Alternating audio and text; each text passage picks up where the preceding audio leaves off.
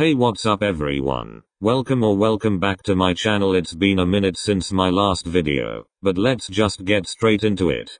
This year in K-pop has been something to say the least, and there's a few things that I want to get off my chest, so I'll be sharing some of my honest opinions with you. As always, disclaimer, these are my opinions, no one else's but mine. If you know you can't handle a different opinion, here's your warning to click off now, because I won't be holding back. With that in mind, no disrespect is intended towards anyone mentioned in this video, these are solely my opinions. Now that I've got the intro out of the way, let's get into the tea.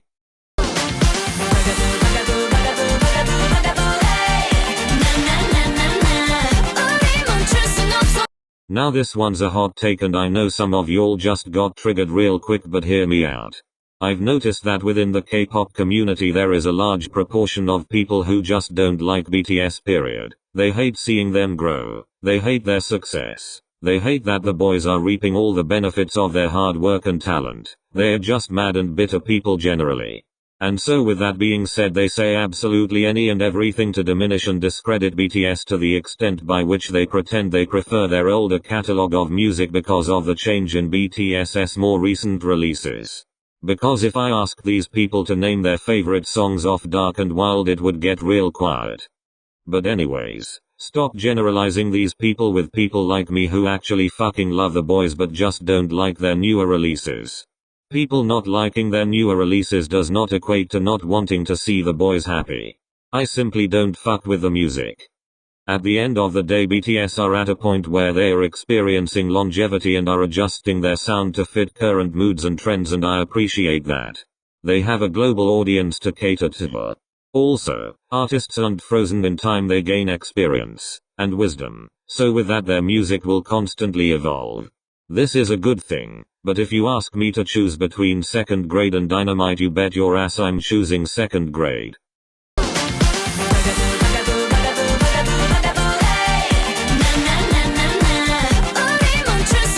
When I first heard Sticker, I was mad as hell at how disoriented it was. The Neos were singing for their lives on a beat that was practically running away from them. And don't even get me started with that flute. That shit brought back painful memories of back when I used to tin whistle when I was like 8. But moving on, I'm not even joking when I say I forgot all about the song after the first listen. But that relentless flute haunted me for the rest of that week. Like I was convinced that not even Mark's rap could save the song. But something about how unconventional the song is made me so addicted to it. I hated it, yet I couldn't stop listening to it. Until one day I had an I-oop moment and caught myself singing.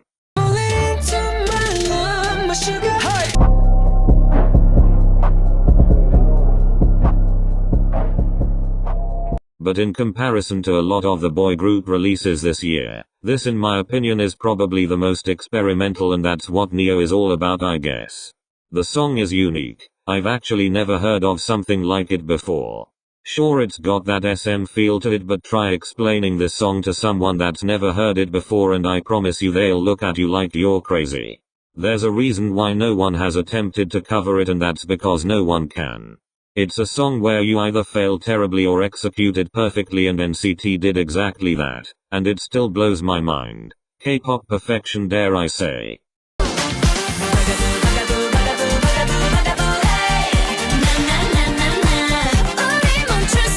Lower toned voices in general aren't appreciated nearly enough in my opinion. Like, we get it, idols can break glass with their high notes. And don't get me wrong, that shit is so impressive. But what about lower notes and tones that send shivers into your spine? These types of notes need appreciation too, because not everyone can hit these types of notes, especially to perfection. And not everyone with a deep or low voice has to be a rapper. But here are some of my faves.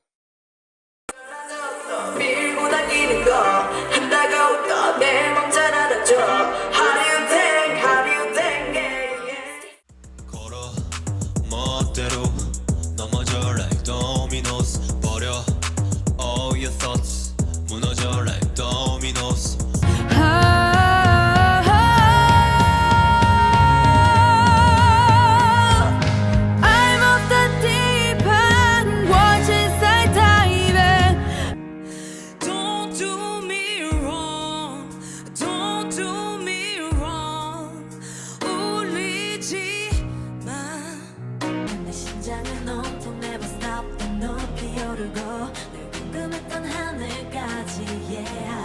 넌 더 백날 외쳐댔던 내가 왜 주변 상황 따라 수도 없이 변하고 있는 걸까 그리 아니고 가던 게 그냥 왜들 그래 서럽게 I just wanna be happier 이것도 그냥 심일까 나는 바보처럼 멍하니 서있네요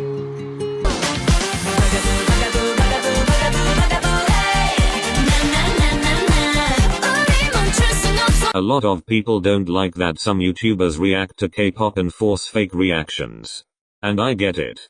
But does anyone actually stop and think why that is? Because as a K-pop fan myself I know firsthand the shit K-pop fans are capable of, and that a lot of people are unable to take anything that isn't praise towards their faves, whether that be criticism or just not liking a song. Some of y'all can't handle an honest conversation without shaking in your boots, but y'all ain't ready for that convo. I'll be honest, I can't say I blame them. If they genuinely don't like a song and they're not dragging your faves, none of y'all wanna hear it. Which is fine. That is until they get swarmed with hate. The instant someone isn't kissing or praising your faves' asses, you'll instantly go big on badness and automatically rage. This is not what RM meant in Not Today when he said today we fight. This is why a lot of the reactions are so staged, because they don't want that sort of smoke. They just wanna get their views and dip. People are afraid of stating their honest opinions, and so they pretend to like everything. And remember, I'm not talking about channels that are actually rude and disrespectful about not liking something to do with K-pop. I'm talking about the ones that generally just happen to react to a song and don't like it.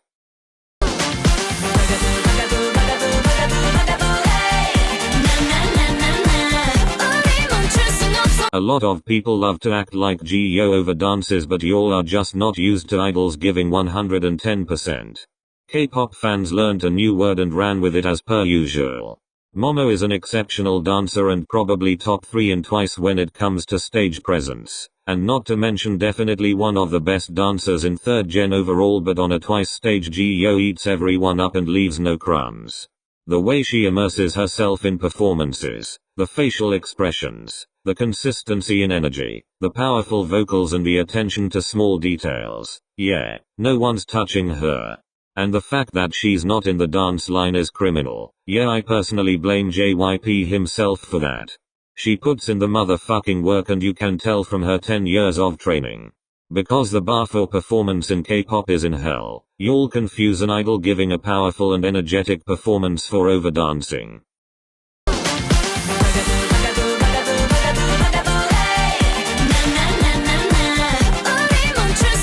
Like everyone else in K-pop, I'm aware that music is getting shittier for multiple reasons, and because of this some fans have been forcing songs to grow on them. Just for the sake of it. I personally will never take part in this, but hey, do whatever the fuck suits you. But I generally don't know how some of y'all make reviews the same week, let alone the same day, about a song. Which is why I don't really do those types of videos, because I generally think that some songs need time to marinate. And I usually never like songs on the first listen. It's too much to process. Sometimes you won't get it the first time, and that's okay. Next Level is living proof of this. Now don't get it twisted, like everything in life there is the bad. There are the songs that are straight trash from the jump. And yes, I'm talking to you Thunderous. Before y'all come for me, I actually like Stray Kids music. Just not anything that they've released this year. Then we have bangers like Next Level and Stereotype that need a bit of time, but end up being on repeat daily. And of course we have our instant bops like Deja Vu, Loser Lover and Lilac. Now of course this is all mainly subjective. Actually fuck that, it's not. I'm speaking facts. But I think sometimes people are too quick to make their minds up about a song.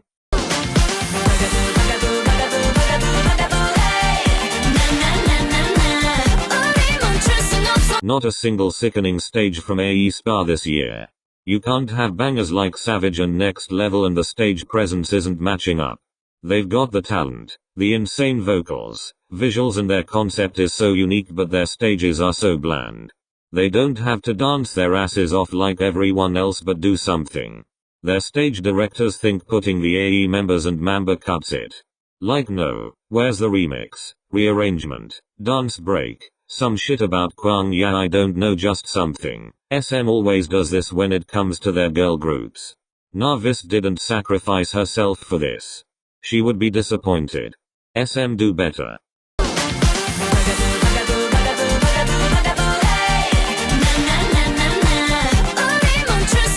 I can't be the only one that misses this type of music.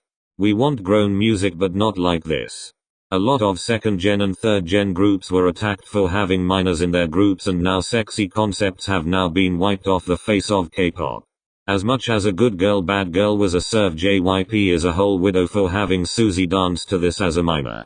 But do I think the sexy concepts should be eradicated entirely? Hell no. There's nothing wrong with them, bring back Ho anthems. But stop debuting kids. It's crazy how abnormal it would be to debut a 25-year-old, but no one bats an eyelid when debuting 15-year-olds. But my point is, as long as it's on the idol's terms and they're comfortable doing these types of concepts, I don't see why the hell not. I miss when idols would tear up sexy concepts. Where are the roll deeps? Catch me if you cans. DDDDs touch my bodies. Fuck it. Even Baby Don't Stop. Ten and Taeyong dropping Baby Don't Stop as rookies was absolutely lethal and both devoured. We need sexy concepts, bring them back.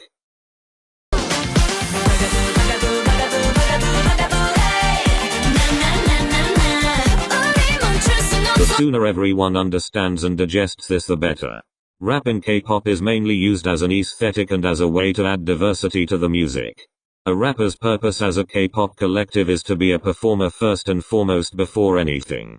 And that's why generally a lot of K-raps butcher the fuck out of AOVE, and it can sound very off sometimes because it's an imitation of Western rap. They go with what sounds cool. Rap isn't appreciated or respected as a genre but merely used as a tool. At the end of the day, this is a job to idols, which is why it will never be comparable to the real thing. In the polished world of commercial K-pop that we're all familiar with, rap acts as a role to fit a particular concept, and to work well with the rest of the song. You know a rap is good when the song can't exist without it, and that's exactly why most K-pop raps will never compare to actual rap, because half the time the rap is squeezed into the song whether it makes sense or not. Now of course there are some rappers that don't come under this bracket. The ones that use it intentionally as a vessel to express individuality or for a certain message. Where there is a genuine passion and respect for rap itself and they make rap music whilst being an idol. But this is of course a very small minority. But just because it's not as good as the real thing does not mean the shit don't bop. The shit's bussing. You best believe I will rap my ass off when I hear one of my faves. But it will never be real rap, and that's okay. I promise you I don't lose sleep over idol rappers as long as the shit bops, that's all I care about.